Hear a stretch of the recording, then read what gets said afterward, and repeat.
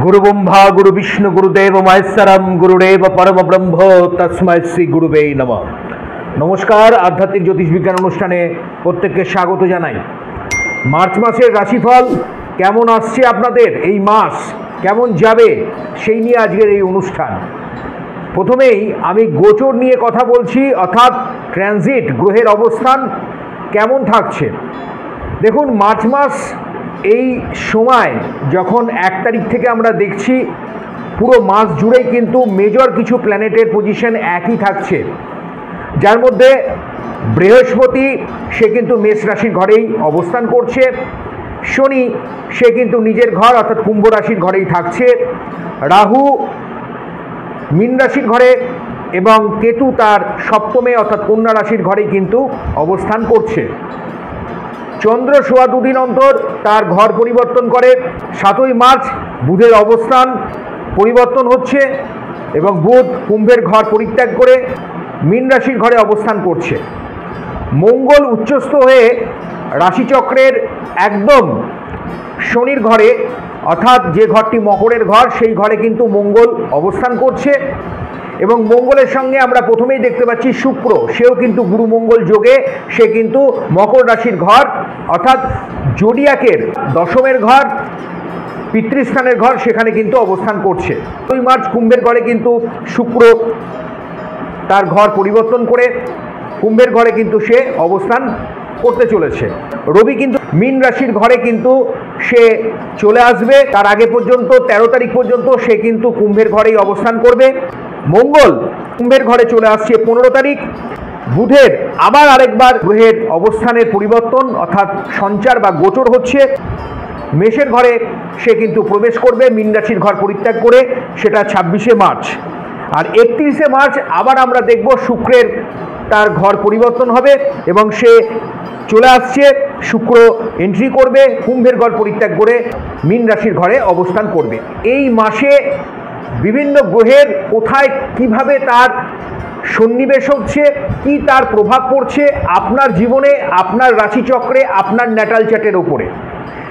অনুষ্ঠান যদি ভালো লাগে পুরো অনুষ্ঠানটা আপনি দেখবেন শেষ পর্যন্ত। আমি লাস্টে কিছু প্রতিকারের কথা বলবো।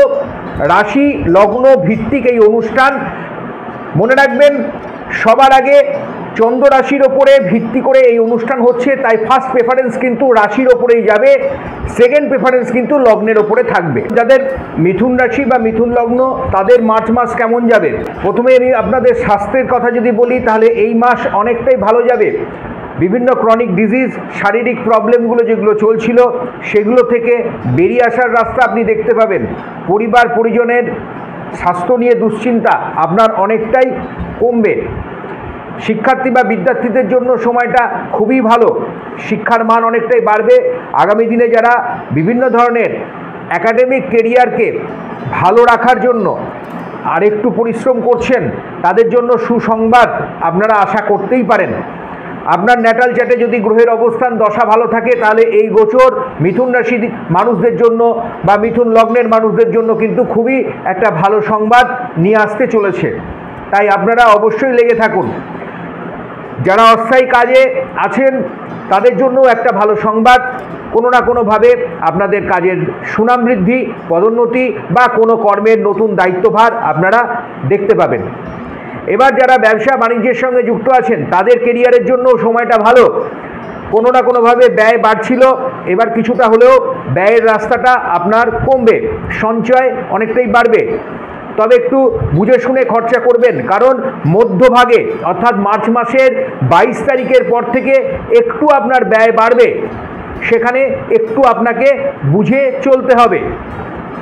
বাইরে ভ্রমণ, বাইরে যোগাযোগ বৃদ্ধি, মাঙ্গলিক শুভকর্ম, পরিবারে কোনো না কোনো একটা ভালো শুভকর্মের একটা ভালো সংবাদ আসার সম্ভাবনা আছে। যারা আগামী দিনে বিবাহ করবেন মনে করছেন, দাম্পত্য সম্পর্কের জায়গায় যারা আসতে চলেছেন তাদের জন্য কিন্তু সময়টা খুবই ভালো। অলরেডি যারা বিবাহ করেছেন তাদের জন্য কিন্তু এই সময় ভালো, আপনার পার্টনারের সঙ্গে আপনার সম্পর্ক ভালো থাকবে। পরিবার পরিজনের জন্য মিথুন রাশি মিথুন লগ্নের মানুষদের জন্য সময়টা দুর্দান্ত। তবে একটা কথা বারবার বলেছি, এখনও বলছি, একটু বুঝে শুনে খরচা করুন। সঞ্চয় আপনার যেটুকু থাকবে ওই তৃতীয় সপ্তাহ পর্যন্ত ঠিকঠাক, কিন্তু শেষের দিকটা, শেষের 7 থেকে 10 দিন একটু ব্যয় বাড়তে পারে, সেখানে একটু নজর রাখুন। মার্চ মাস বিশেষ করে আপনাকে একটু খরচাপাতি বাড়িয়ে দিতে পারে লাস্ট যে সপ্তাহটা আছে। কিছু প্রাপ্তি, কিছু সুযোগ আপনি পাবেন। যারা লটারিতে ইনভেস্টমেন্ট করছেন, ট্রেডিং করছেন, কোনো প্রপার্টি কেনাবেচার কাজে যুক্ত আছেন, যারা পুরনো সামগ্রিকের ব্যবসা বাণিজ্য করছেন, তাদের জন্য কিন্তু সময় খুবই ভালো। পরিবারের সঙ্গে রিলেশন ভালো থাকবে। প্রেম, বন্ধুত্ব এগুলো আপনার জীবনে এই সময়ে আপনি দেখতে পাবেন এবং এটা ভালো দিক তৈরি করবে। লিটিগেশন, মামলা, অশান্তি যাদের চলছে তাদের অবশ্যই কিন্তু উচিত এই সময়ে ন্যাটাল চার্টটি ভালো জ্যোতিষ পরামর্শ নিয়ে দেখিয়ে নেওয়া, কারণ গোচরে যদি এই সময় আপনি দেখিয়ে নিতে পারেন তাহলে দেখবেন এই সময় অনেক পজিটিভ রেজাল্ট কিন্তু স্যাটার্নের দিক থেকে এবং শুক্রের দিক থেকে আপনি পাবেন। তার ফলে আইনি জটিলতা থেকে বেরিয়ে আসার রাস্তাও এই সময় তৈরি হতে চলেছে। তবে অবশ্যই তার জন্য আপনার ইন্ডিভিজুয়াল হরোস্কোপকে ভালোভাবে অ্যানালিসিস করা দরকার, কারণ এটা আমি কিন্তু সার্বিক একটা ফলাফল বলছি, তাই সকলের ক্ষেত্রে একরকম হবে সেটা কিন্তু একদমই নয়। এবার আপনার ক্ষেত্রে শুভ সংখ্যা আপনি যেটি ব্যবহার করবেন মার্চ মাসে সেটি সবথেকে গুরুত্বপূর্ণ। দেখবেন এই মাসে 2 সংখ্যা এবং 5 সংখ্যা অতীব গুরুত্বপূর্ণ।